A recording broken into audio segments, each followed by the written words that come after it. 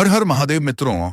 आज हम आप सभी को भगवान शिव जी के द्वारा सुनाई गई एक बहुत ही अद्भुत कथा को सुनाने जा रहे हैं, जिसमें भगवान भोलेनाथ ने माता पार्वती को अपने नीलकंठ से निकले शब्दों से यह बताया है कि संसार में सबसे बड़ा पापी कौन होता है, स्त्री या पुरुष। तो मित्रों, अपने जीवन को सुखमय बनाने के लिए मैं आपसे निवेदन करता हूं कि आप सभी लोग इस कथा को पूरा अवश्य सुनना, क्योंकि मित्रों, यह गहन सीख आपको अपनी ओर प्रताड़ित करेगी। मित्रों, चलिए आपका ज्यादा समय नष्ट ना करते हुए इस कथा को शुरू करते हैं। मित्रों, एक समय की बात है, भगवान भोलेनाथ जी कैलाश पर्वत पर माता पार्वती के साथ बैठे हुए थे। वहां की शुद्ध हवा मन को मोहित कर रही थी। वहां का दृश्य ऐसा प्रतीत हो रहा था कि मानो साक्षात स्वर्ग हो। शांत मन से बैठी माता पार्वती ने मंद मुस्कान के साथ भगवान शिव से एक प्रश्न पूछते हुए कहा कि हे प्राणनाथ, आप हमें कोई एक ऐसी ज्ञानवर्धक कथा का विश्लेषण ही कर दीजिए जिसे सुनने के बाद एक अमोघ प्रेम की उन्मुक्ति हो। हे प्रभु, मैं आपके मुख से कथा को सुनने के लिए उत्सुक हूं। मित्रों, माता पार्वती के इस प्रकार से आग्रह करने पर भगवान शिव जी कहते हैं, हे देवी, आप इतना आग्रह कर रही हैं, चलिए आज मैं आपको एक बहुत ही सुंदर कथा का व्याख्यान तुम्हारे सामने करता हूं।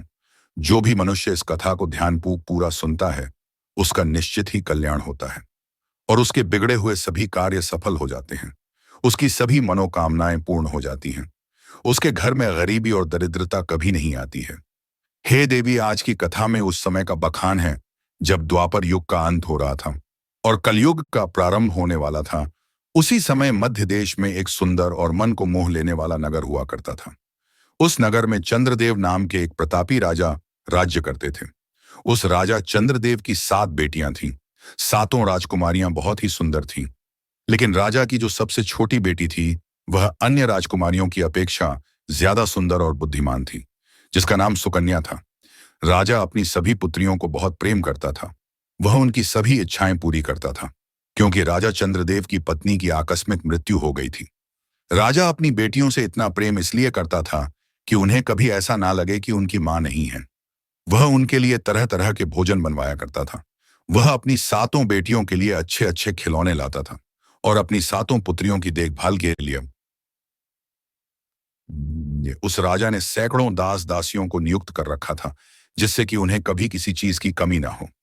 मित्रों, अब भगवान भोलेनाथ कहते हैं, हे देवी पार्वती, समय के साथ साथ सातों राजकुमारियां बड़ी हो गईं और अब वे सभी भी अपने रसोइये से भोजन बनाना सीखने लगी, क्योंकि उन सबको भोजन बनाना बहुत ही अच्छा लगता था। कुछ दिन बाद वे सभी भोजन बनाना सीख जाती हैं। उसके बाद वे सभी मिलकर अपने पिता के लिए स्वयं से भोजन बनाने लगती हैं। जब भी कभी राजा चंद्रदेव किसी कार्य से महल से बाहर जाते थे, तो सातों राजकुमारियां उनके लिए रास्ते का भोजन बनाकर उनको देती थीं। उनके हाथों का बना स्वादिष्ट भोजन खाकर राजा चंद्रदेव बहुत प्रसन्न हो जाते थे। इसी प्रकार समय बीत रहा था। एक दिन मध्य देश पर उसके पड़ोसी राज्य ने आक्रमण कर दिया।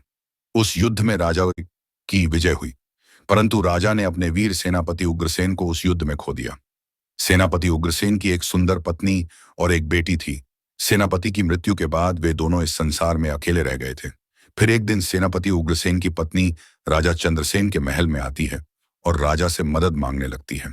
राजा उग्रसेन की पत्नी राजा चंद्रदेव से मदद मांगते हुए कहती हैं, हे महाराज, मेरी मदद कीजिए। पति की मृत्यु के बाद मैं इस संसार में अकेली पड़ गई हूं। मेरे पास जो रहने के लिए एक छोटा सा घर था, वह भी गिर गया है। कृपया आप मुझे रहने के लिए कोई स्थान दे दीजिए। सेनापति की पत्नी की बात सुनकर राजा चंद्रदेव को उस पर दया आ जाती है और राजा चंद्रदेव ने अपने मंत्री को आदेश देते हुए कहा, महामंत्री जी, महल के बाहर जो हमारा निवास स्थान है, उसे सेनापति उग्रसेन की पत्नी को रहने के लिए दे दिया जाए। राजा का आदेश मिलते ही मंत्री सेनापति की पत्नी को अपने साथ चलने के लिए कहते हैं और उसे महल के बाहर ले जाकर उसे वह घर दे देते हैं। फिर वह अपनी बेटी के साथ उस घर में रहने लगती है।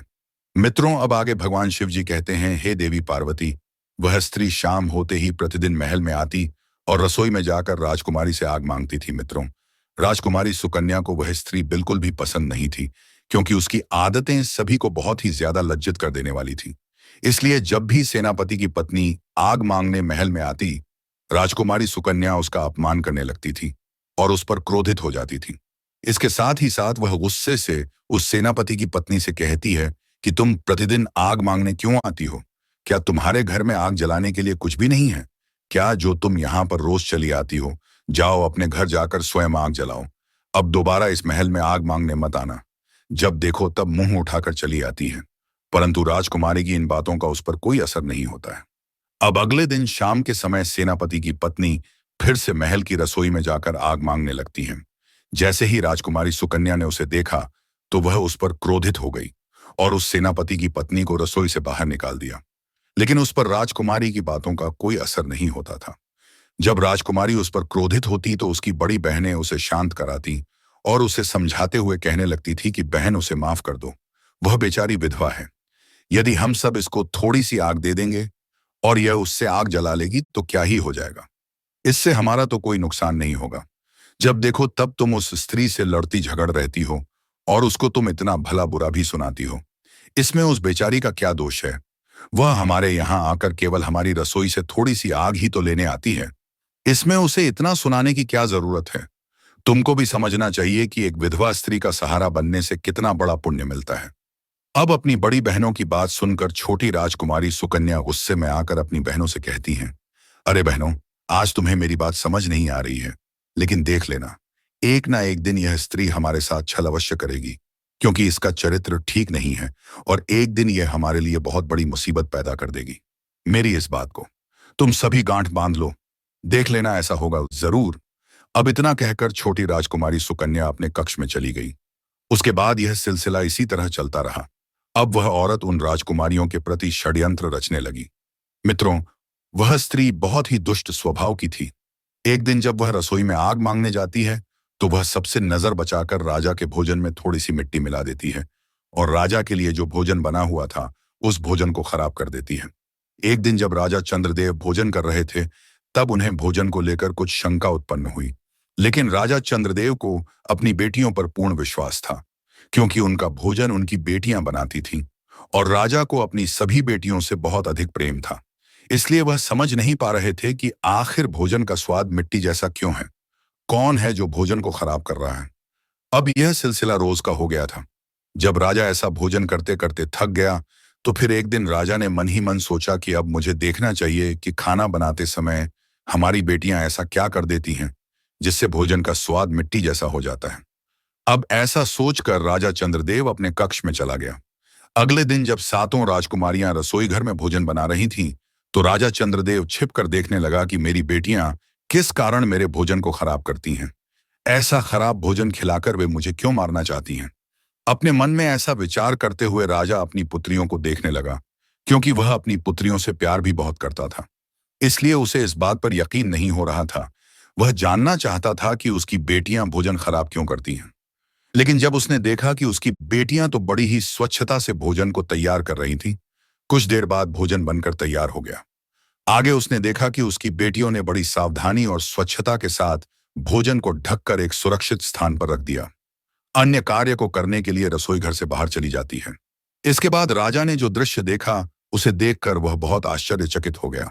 उसने देखा कि सेनापति की पत्नी आग लेने के लिए रसोई घर में आई और वह अपने घर पर भोजन को बनाने के लिए आग मांगने लगी।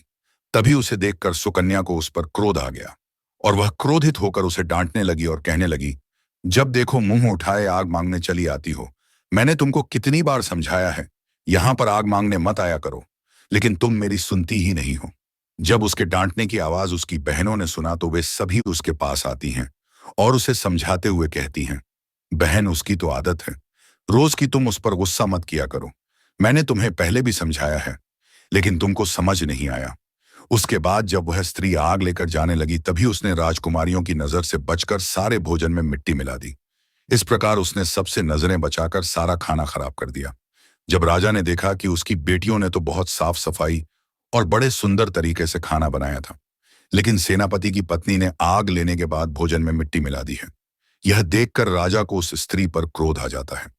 अगले दिन जैसे ही सुबह होती है, राजा चंद्रदेव अपने दरबार में जाते हैं और एक सैनिक को अपने पास बुलाते हैं और उसे आदेश देते हैं कि सैनिक तुम अभी जाओ और सेनापति की पत्नी को लेकर आओ। तुम उससे कुछ मत कहना, बस उसे यहां पर लेकर आओ।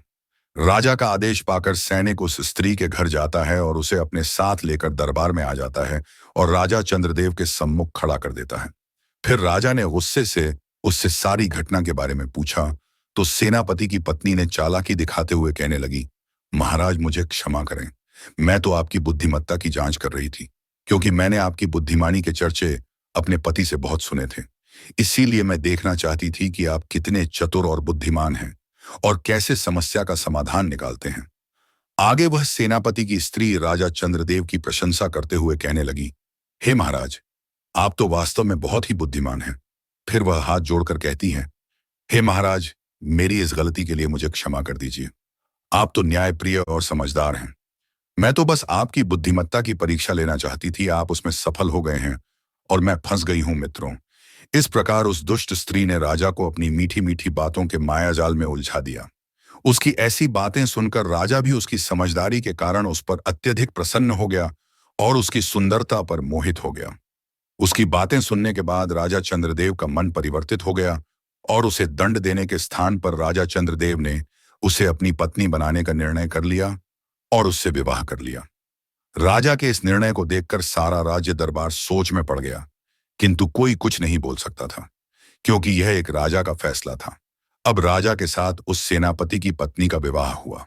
अब तो सेनापति की पत्नी राजा चंद्रदेव की रानी बन चुकी थी। अब यह नई रानी राजा की पहली पत्नी से पैदा हुई। सातों बेटियों से बहुत अधिक नफरत और घृणा करने लगी। वह चाहती थी कि किसी भी प्रकार से यह सातों राजकुमारियां महल से निकल जाएं। राजकुमारियों को महल से निकालने के लिए वह नए नए षड्यंत्र रचने लगी और उन्हें महल से निकलवाने की कोशिश करने लगी। वह ऐसा इसलिए करना चाहती थी कि उसे राजा की सारी धन संपत्ति मिल जाए और उसे कोई कुछ कहने वाला भी ना हो। साथ ही साथ सभी प्रकार के ऐश्वर्य और सुख सुविधाएं केवल उसके और उसकी बेटी के लिए हो जाए। उसके बाद वह और उसकी पुत्री महल में राज्य करें। अब आगे भगवान शिव जी माता पार्वती से कहते हैं, हे देवी, राजा चंद्रदेव अपनी सभी बेटियों को बहुत प्यार करते थे। उसको अपनी पुत्रियों के प्रति बहुत ही करुणा और दया थी। राजा अपनी पुत्रियों को बिल्कुल भी दुख में नहीं देख सकता था। दूसरी ओर नई रानी हर प्रकार से राजा की पुत्रियों को दुखी करना चाहती थी। वे उन्हें पूरा दिन कार्यों में लगाए रखती थी और शाम को खाते समय उन्हें आधा पेट भोजन देती थी, जिससे वे बेचारी भूखी रह जाती थी। धीरे धीरे वह उनकी दूसरी जरूरतों और सुख सुविधाओं को कम करती जा रही थी। इस तरह सातों बहनों पर हर तरफ से दुखों का पहाड़ टूट पड़ा था। यह बात राजा को बिल्कुल भी पता नहीं थी, और जो सेनापति की पत्नी थी, जो अब राजा चंद्रदेव की रानी बन गई थी, वह और उसकी बेटी महल की हर प्रकार की सुख सुविधाओं का आनंद ले रही थी। उसकी बेटी राजकुमारियों की तरह महल में रहने लगी। महल में रानी अपनी बेटी को राजकुमारी बनाकर रखती है और उसे एक राजकुमारी की तरह से ही जीवन जीने के लिए प्रोत्साहित करती है। रानी अपनी पुत्री के लिए अच्छा अच्छा भोजन बनाती है और उसके लिए बहुमूल्य कपड़े बनवाती है। अब तो उसने उन सातों बहनों को परेशान करना शुरू कर दिया। उसके इस प्रकार के व्यवहार को देखकर सभी बहनें उससे बहुत दुखी हो जाती हैं, और एक दिन जब वह बहुत परेशान हो जाती हैं, तो वे सभी अपनी मृत मां की समाधि पर जाकर रोने लगती हैं। वहां जाकर वे अपनी मां से रोते हुए कहने लगती हैं, मां, क्या तुम अपनी बेसहारा, लाचार, बेबस पुत्रियों को नहीं देख सकती हो? हम सब आपके चले जाने के बाद बहुत दुखी हैं। आपके जाने के बाद पिताजी ने दूसरा विवाह कर लिया है, किंतु वह सौतेली मां हम पर बहुत जुल्म कर रही हैं। हमें भरपेट भोजन नहीं देती है, हम सबको प्रताड़ित करती रहती हैं, हमें बहुत परेशान करती है। उसकी बेटी भी हम पर बहुत ताना कसती है और हमेशा ही हमें काम में व्यस्त रखती है। अब इतना कहकर वह महल में चली आती है। उसके बाद से वे सभी बहनें जब दुखी होती हैं, तो वह अपनी मां की समाधि पर चली जाती और रोते हुए अपनी मां से अपना दुख साझा करती हैं। एक दिन जब वह सभी बहनें अपनी मां की समाधि पर बैठी हुई रो रही थीं, तभी उन्होंने देखा कि उनकी मां की समाधि के बगल में एक आम का पेड़ प्रकट हो गया। उस आम के पेड़ पर ताजे सुंदर आम के फल लगे हुए थे। उन सभी बहनों ने फलों को खाकर अपनी भूख मिटाई और अपनी मां को धन्यवाद करके महल में वापस आ गई। अब जब भी उनकी सौतेली मां उन्हें खाना नहीं देती थी, तो वह सभी समाधि के पास जाकर आम के फलों को खाकर अपनी भूख को शांत करने लगी। आगे चलकर उन सब बहनों ने अपनी सौतेली मां के द्वारा दिया जाने वाला खराब भोजन खाना बंद कर दिया और केवल आम के फलों को खाकर ही जीवित रहने लगी। मित्रों, वह आम का पेड़ कोई साधारण पेड़ नहीं था, वह एक अद्भुत पेड़ था। उस पेड़ से फलों को जितना अधिक तोड़ा जाता, अगले दिन उससे अधिक पके और सुंदर स्वादिष्ट फल लग जाते थे, जो इन सब बहनों के खाने के लिए पर्याप्त होते थे। अब इधर क्या होता है कि अब वह सौतेली मां एक दिन सोचने लगी कि अरे, यह सातों कलम ही भोजन भी नहीं करती है और खाने के लिए कुछ मांगती भी नहीं है। मैं इन्हें इतना परेशान भी करती हूँ और सारे दिन इनसे इतना काम करवाती हूँ, फिर भी यह सभी इतनी सुंदर और स्वस्थ कैसे दिखाई दे रही हैं? इनमें से कोई कमजोर भी नहीं लग रही और इनकी सुंदरता दिन प्रतिदिन बढ़ती जा रही है। यह सब कैसे हो रहा है? जबकि अपनी बेटी को मैं इतना सब कुछ खिलाती हूँ, उसके बाद भी वह कमजोर लगती है। जरूर कोई ना कोई बात है। यह सब देखकर उससे रहा नहीं गया। वह इस रहस्य को जानना चाहती थी। फिर एक दिन उसने अपनी बेटी को इस रहस्य को जानने के लिए सारा दिन उनके पीछे लगा देती है। जब राजा की सातों बेटियां पूरा काम निपटाकर जैसे ही महल से बाहर जाने लगीं, उसी समय उनकी सौतेली बहन उनका पीछा करते हुए उस समाधि के पास पहुंच गई और उसने देखा कि सातों की सातों बहनें समाधि के पास जाकर आम के फलों को तोड़कर इकट्ठा कर लेती हैं और बैठकर फलों को खाने लगती हैं।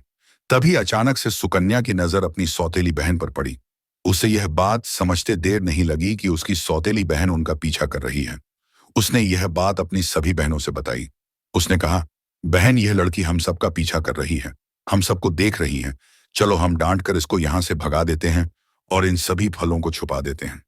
यदि इसने देख लिया तो यह जाकर सारी बातें अपनी मां को बता देगी। अगर इसने यह बात अपनी मां को बता दी तो हम सबके लिए बहुत बड़ी समस्या उत्पन्न हो जाएगी। सुकन्या की इस बात सुनकर उसकी बहनों ने कहा, अरे सुकन्या, तुम बेकार में इतना सोच रही हो। जैसा तुम सोच रही हो ऐसा कुछ भी नहीं होगा। ये लड़की तो मुझे बहुत सीधी लगती है। भला ये क्यों अपनी मां से हम लोगों के बारे में बताएगी? और इसे ऐसी बातों को बता के क्या मिलेगा? ये लड़की तो निर्दोष है। इसकी मां हमें कष्ट देती है तो इसमें इसका क्या कसूर है?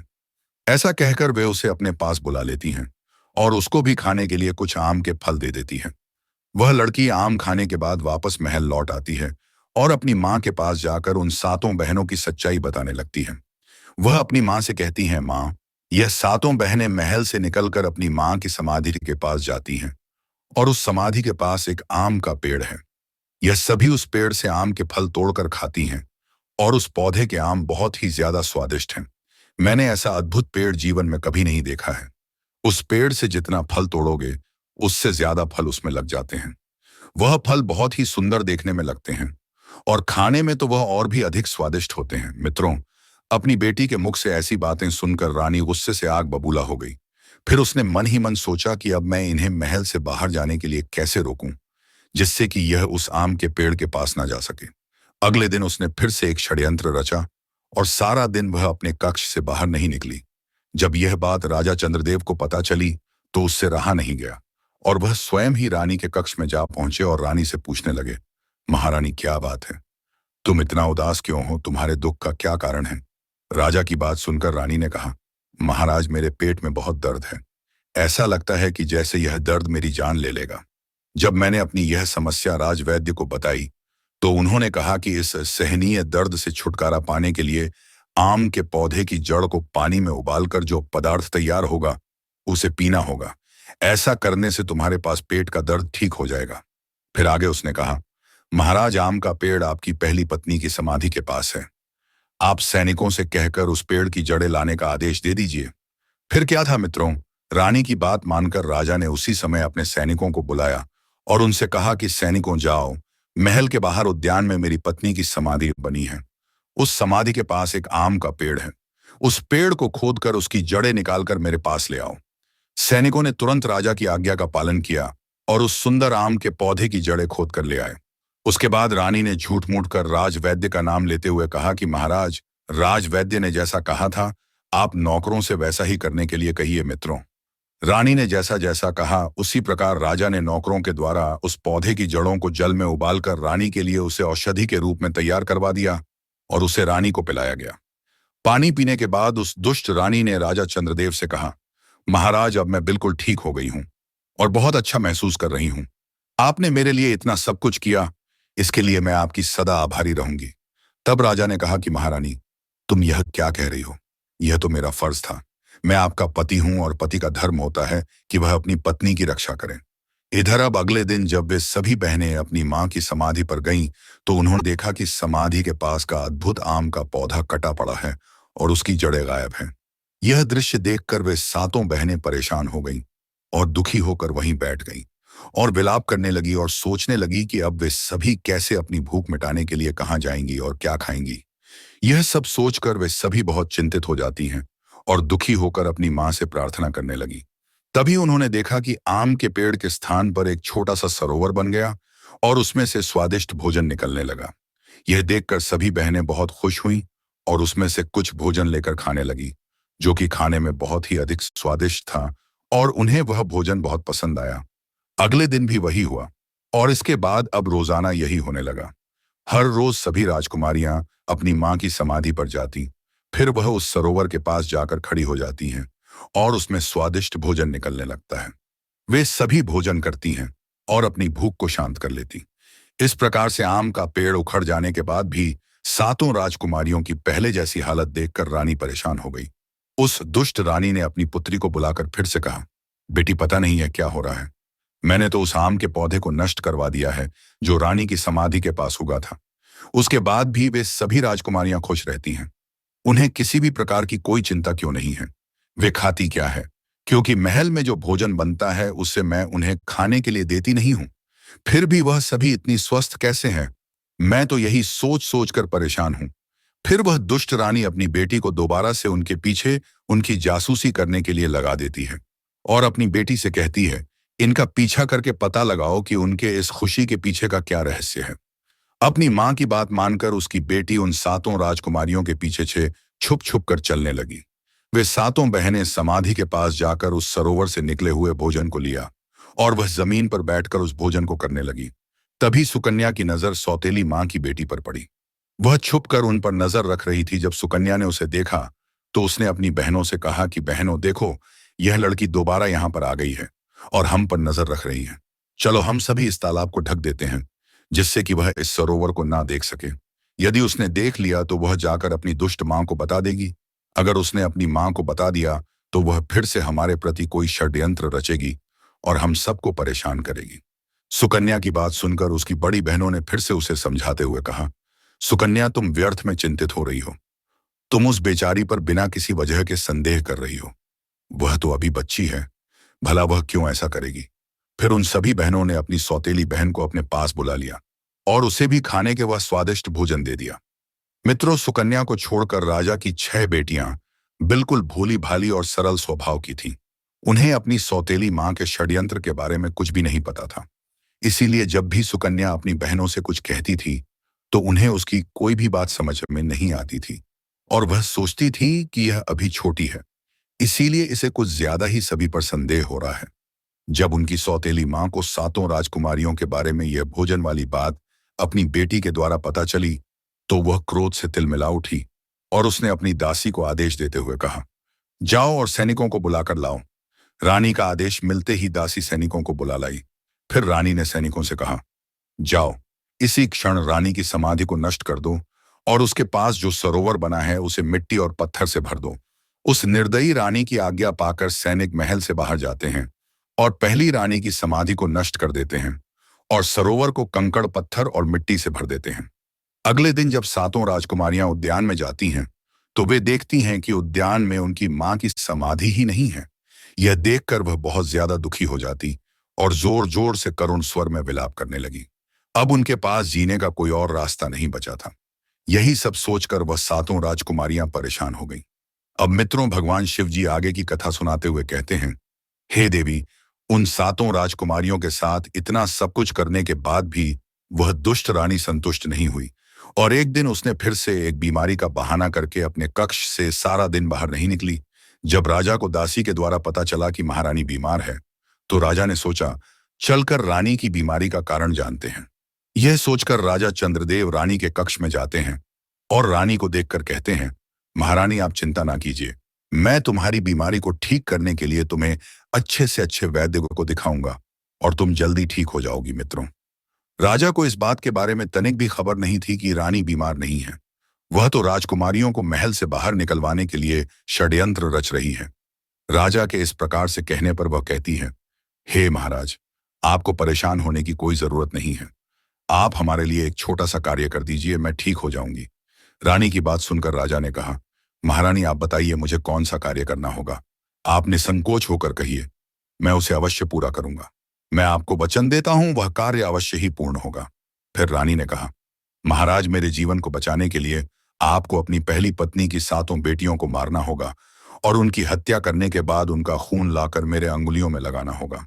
यदि आप ऐसा करेंगे तो मेरा जीवन बच सकता है। मित्रों, उस दुष्ट रानी के ऐसे शब्दों को सुनकर राजा चंद्रदेव के होश उड़ गए। उन्हें ऐसा प्रतीत हुआ मानो उनके पैरों तले से जमीन खिसक गई हो और किसी ने उनकी दोनों भुजाएं शरीर से काटकर अलग कर दिया हो। फिर राजा चंद्रदेव ने अपने आप को संभाला, लेकिन अब वह कर भी क्या सकते थे। अब तो उन्होंने रानी को वचन दे दिया था और उन्हें अपना वचन टूटने का भय था। वह अपनी बेटियों को अपनी जान से ज्यादा प्यार करता था। फिर राजा ने अपने हृदय पर पत्थर रखते हुए राजकुमारियों की तलाश की और राजा ने अपनी सातों राजकुमारियों को उद्यान में बैठे देखा। राजा उनके पास पहुंचा तो उसने देखा कि उसकी सातों पुत्रियां अपनी मां की समाधि के पास बैठकर रो रही थीं। अपने पुत्रियों की ऐसी हालत देखकर राजा चंद्रदेव बहुत दुखी हुए, क्योंकि वह अपनी बेटियों से निस्वार्थ प्रेम करते थे। एक तरफ उसकी रानी की इच्छा और राजा का वचन, और दूसरी तरफ उसकी बेटियों का जीवन। उसे समझ नहीं आ रहा था कि वह क्या करें। अब राजा को कुछ कुछ समझ में आ रहा था कि उसकी बेटियां सौतेली मां के साथ खुश नहीं हैं और सौतेली मां भी उन्हें खुश नहीं रख पा रही हैं। अपने पुत्रियों के पास पहुंचकर राजा चंद्रदेव ने प्रेम पूर्वक अपनी पुत्रियों से कहा कि मेरी पुत्रियों, तुम मेरे साथ इस महल से बाहर जंगल में चलो। तुम सभी का दुख अब मुझसे देख नहीं जा रहा है। पिता की बात मानकर वह सभी उसके साथ चल पड़ी। वह उन सभी को लेकर जंगल की ओर चल दिया। जंगल में कुछ दूर जाकर राजा ने अपने थैले से कुछ फल निकाले और अपनी सभी बेटियों को खाने के लिए दे दिया। फल खाकर वह सभी राजा चंद्रदेव से बोली, पिताजी चलते चलते हम सभी थक चुके हैं, आप थोड़ी देर रुक जाइए, हम सभी विश्राम कर लें। राजकुमारियों की बात को सुनकर राजा चंद्रदेव मान गए और जंगल में एक वृक्ष के नीचे रुककर विश्राम करने लगे। उस स्थान पर ठंडी ठंडी हवा बह रही थी, जिसके कारण राजकुमारियों को नींद आ गई और वे सभी सो गईं। जब राजा ने देखा कि सातों राजकुमारियां सो चुकी हैं, तो वह चुपचाप वहां से उठकर वापस महल की ओर लौटने लगा और अपने मन में यह सोचकर खुश था कि चलो हमारी पुत्रियां जहां कहीं भी रहेंगी, कम से कम जीवित और ठीक तो रहेंगी। वे अपनी सौतेली मां के अत्याचारों से तो बची रहेंगी और कहीं ना कहीं जाकर अपना जीवन व्यतीत कर लेंगी। फिर राजा चंद्रदेव ने वापस आते समय जंगल में एक हिरण का शिकार किया और उसके खून को लेकर महल में वापस आ गया और रानी के कक्ष में जाकर रानी की अंगुलियों में उस हिरण के खून को लगा दिया।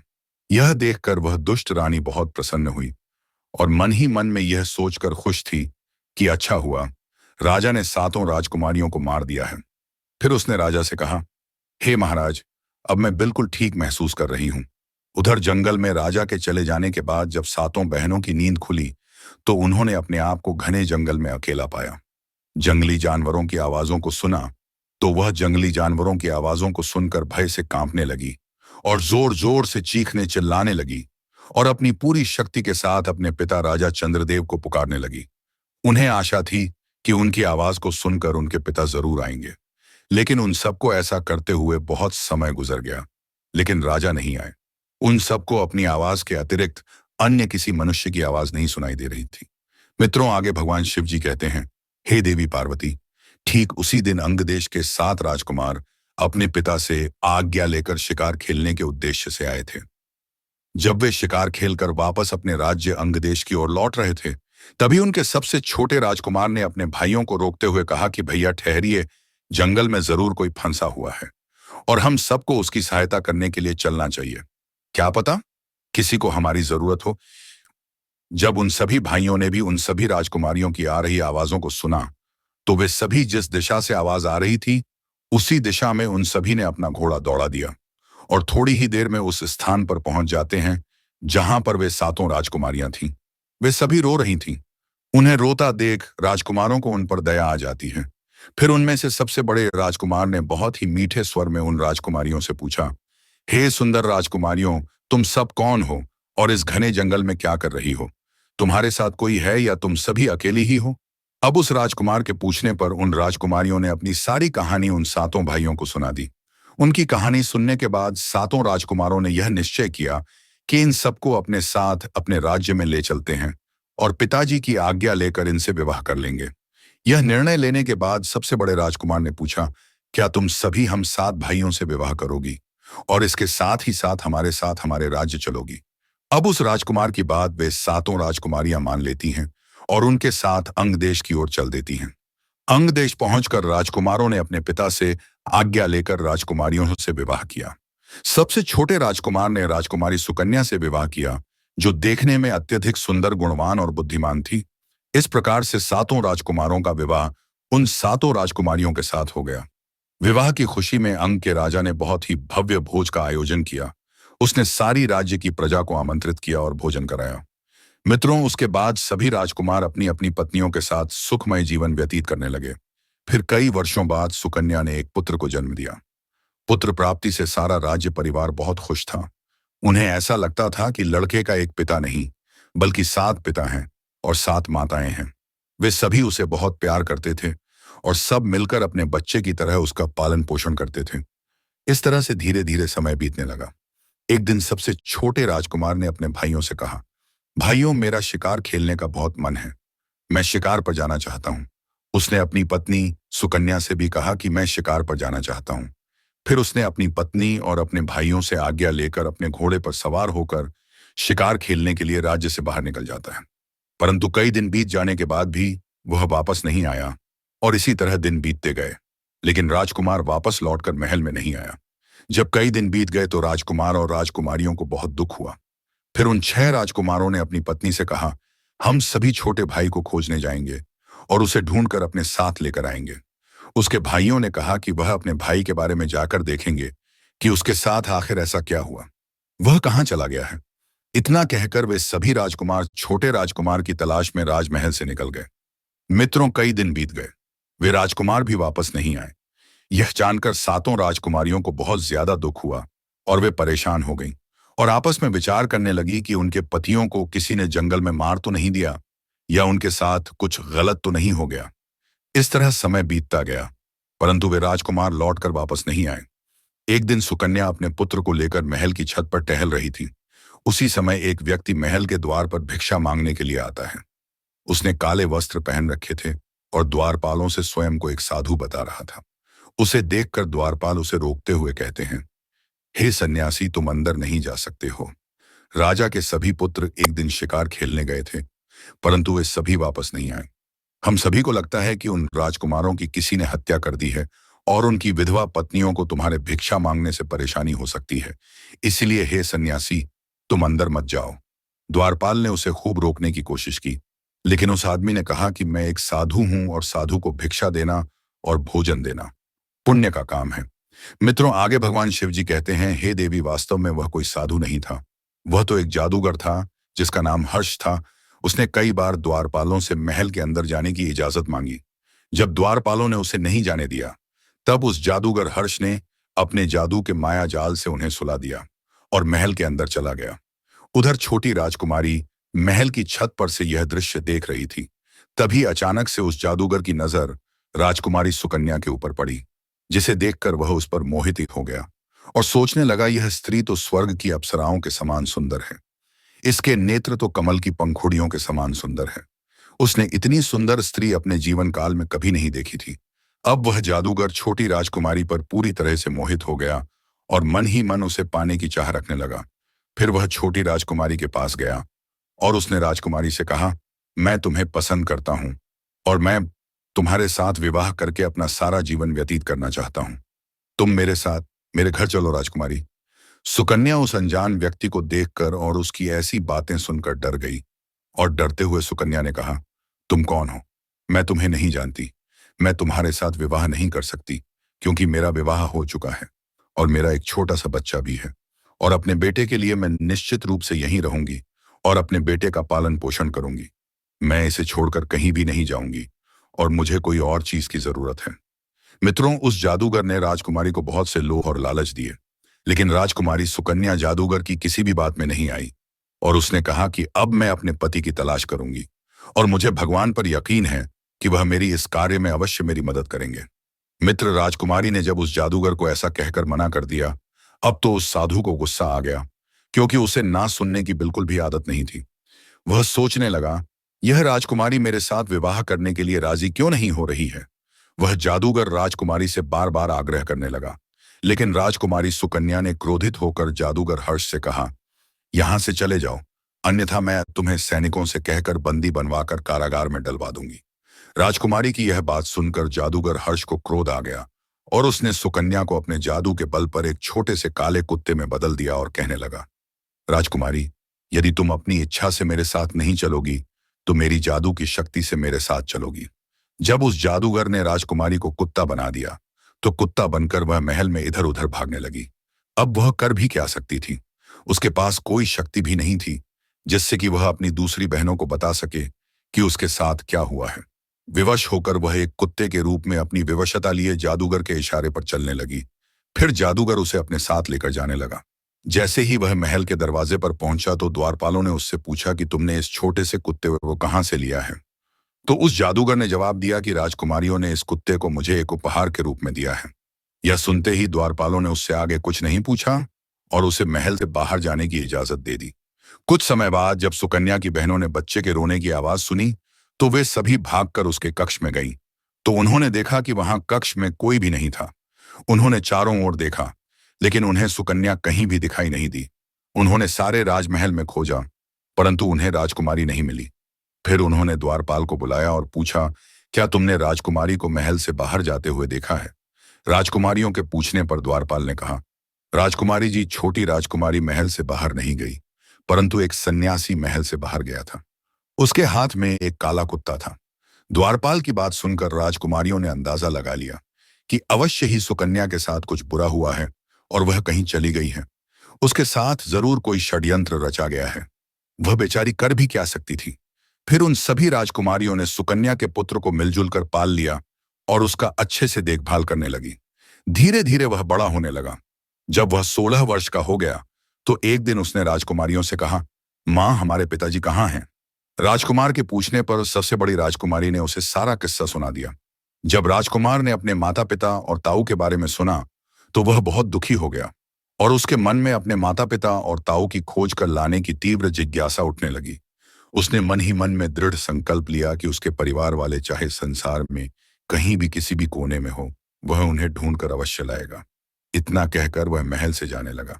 तभी राजकुमारियों ने उसे रोकते हुए कहा, बेटा, तुम कहीं मत जाओ। बेटा, जिनको जाना था वे सभी चले गए। उन्हें हमने खो दिया। अब कहीं हम तुम्हें भी ना खो दें। हमने अपने पतियों और अपनी बहनों को तो पहले ही खो दिया है, और अब हम तुम्हें नहीं खोना चाहते। उनकी तरह यदि तुम भी हमसे दूर चले गए तो हम किसके सहारे जीवित रहेंगे? राजकुमारियों की बात सुनकर उसने कहा, मौसी, आप मुझे मत रोकिए। मैंने यह संकल्प लिया है कि मैं अपने माता पिता और ताऊ को खोज कर उन्हें अपने साथ लेकर आऊंगा। इतना कहकर वह अपनी सभी मौसी के चरण स्पर्श करता है और उनसे आशीर्वाद लेकर अपनी यात्रा पर चल पड़ा। लेकिन कई महीनों तक वह इधर उधर भटकता रहा, किंतु उसे कुछ भी समझ में नहीं आया कि वह क्या करे, कहाँ जाए, किस प्रकार से अपने सगे संबंधियों की तलाश करे। फिर भी उसने हिम्मत नहीं हारी और अपने परिवारजनों की खोज करता रहा। चलते चलते एक दिन वह एक ऐसे देश में पहुंच गया जो पूरी तरह से पत्थरों का देश था। वहां पर पत्थर की कठोर और बड़ी बड़ी इमारतें थीं, जिसके एक किनारे पर एक छोटा सा मकान बना था जिसमें एक माली रहता था।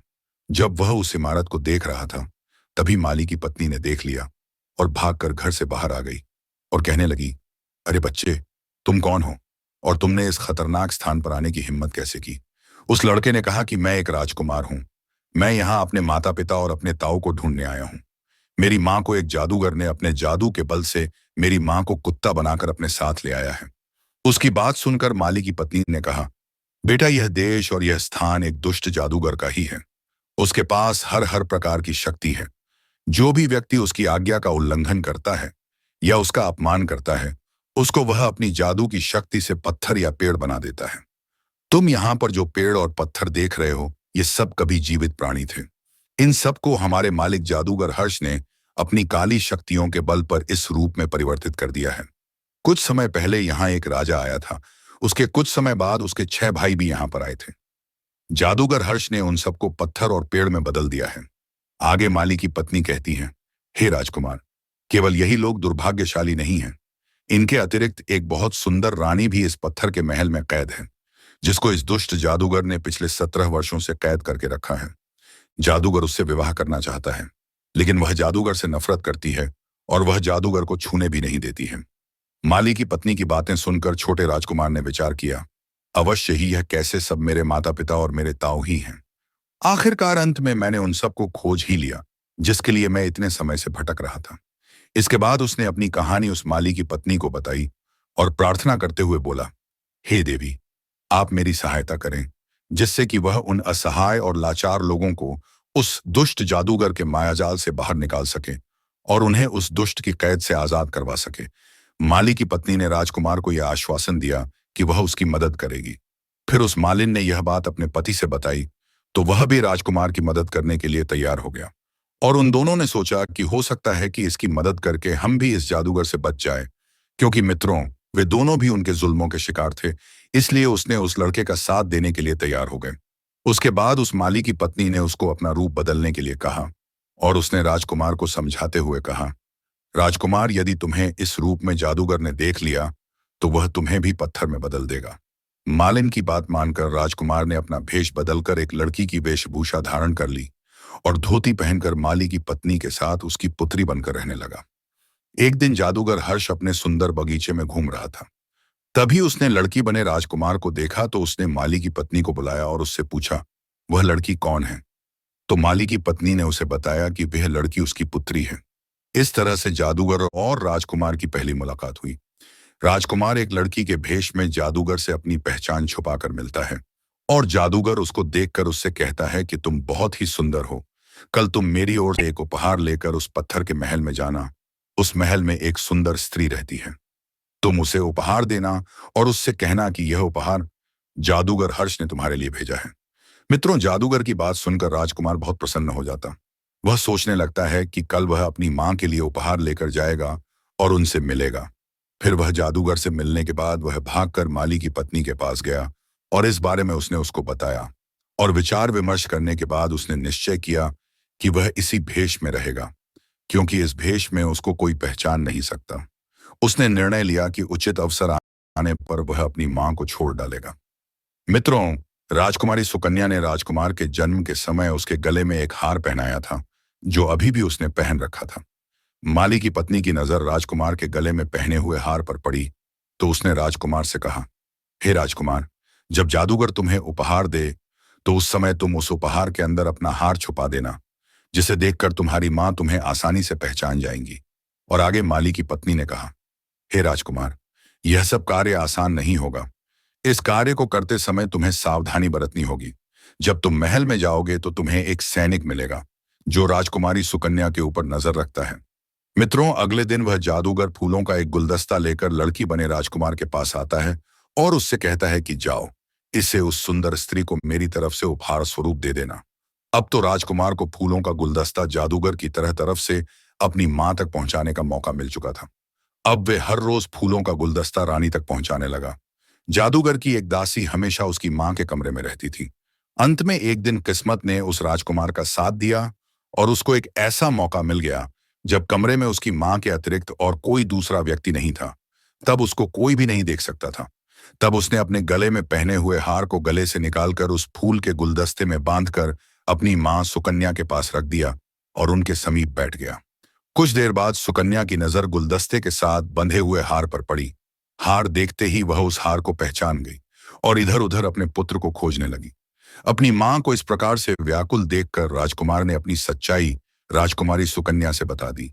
अपने पुत्र द्वारा बताई गई सारी कहानी पर उसको तुरंत विश्वास हो गया। राजकुमार ने अपनी मां से कहा कि मां, आखिरकार मैंने आपको पिताजी और ताऊजी को खोज ही लिया। मित्रों, अपने पुत्र को देखकर राजकुमारी उसे गले से लगा लेती है और रोने लगती है। फिर उसने कहा, मां, मैं आप सभी को उस दुष्ट जादूगर से मुक्त कराकर ले जाने आया हूं। फिर राजकुमारी सुकन्या ने अपने पुत्र को बताया, बेटा, इस दुष्ट जादूगर ने कई वर्षों से हमें यहां पर कैद कर रखा है। उसने इस पत्थर के महल के सारे दरवाजों को भी बंद करके रखा है, क्योंकि वह मुझसे विवाह करना चाहता है। मैंने उससे विवाह करने के लिए मना कर दिया। बेटे ने कहा, मां, तुमने इस जादूगर से इतने सालों तक केवल कठोरता और क्रोध से बात की है। तुम जादूगर से कहो कि मैंने इतने लंबे समय तक अपने पति की मृत्यु के शोक में थी। अब मैं तुमसे शादी करने को तैयार हूं। इसके बाद दोनों मां बेटा बैठकर अपनी योजना बनाने लगे और उसको अंजाम देने के बारे में सोचने लगे।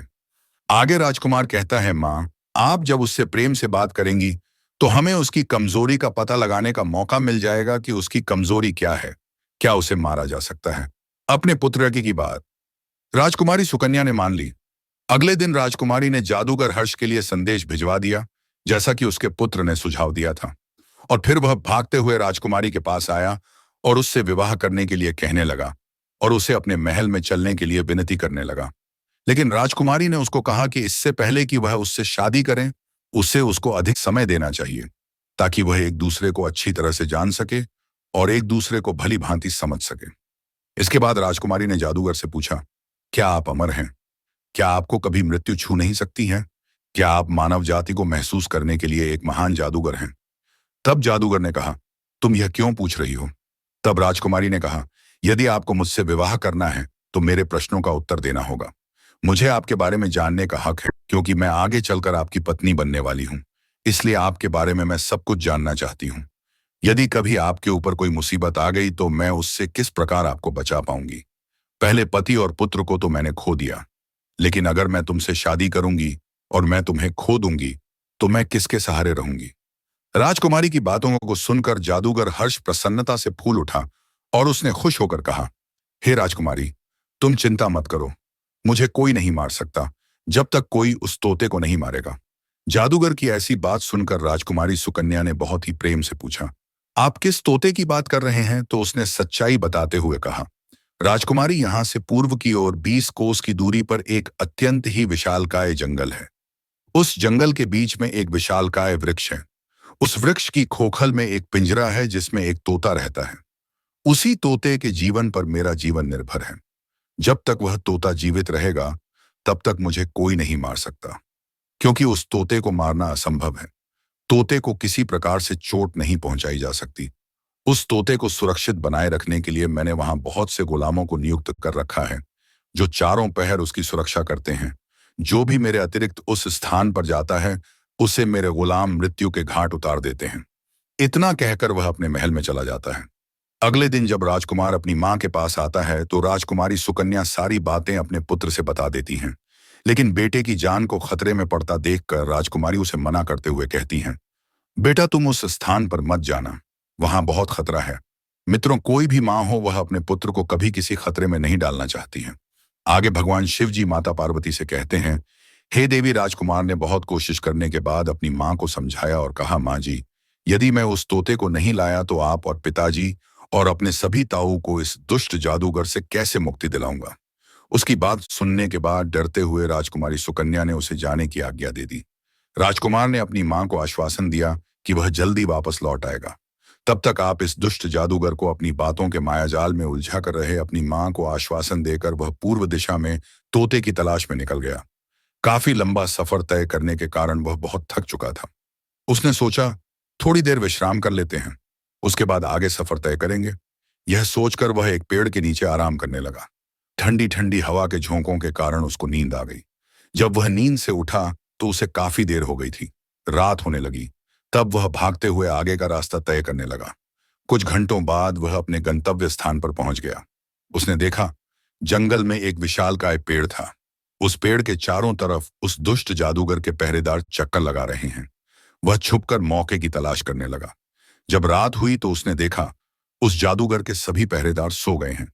मौका देखते ही वह पेड़ पर चुपके से चढ़ गया और पेड़ की खोख से उस तोते के पिंजरे को उठाकर चुपचाप पेड़ से उतरकर वापस लौटने लगा। काफी लंबा सफर तय करने के बाद वह अपने गंतव्य स्थान पर वापस आ गया और बगीचे में तोते को लेकर बैठ गया। उसी समय जादूगर हर्ष अपने महल की छत पर टहल रहा था।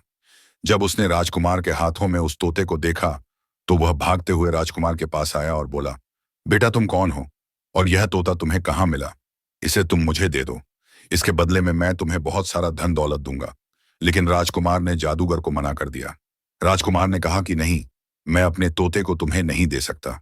यह मेरा वफादार तोता है, मैं इससे बहुत प्रेम करता हूं।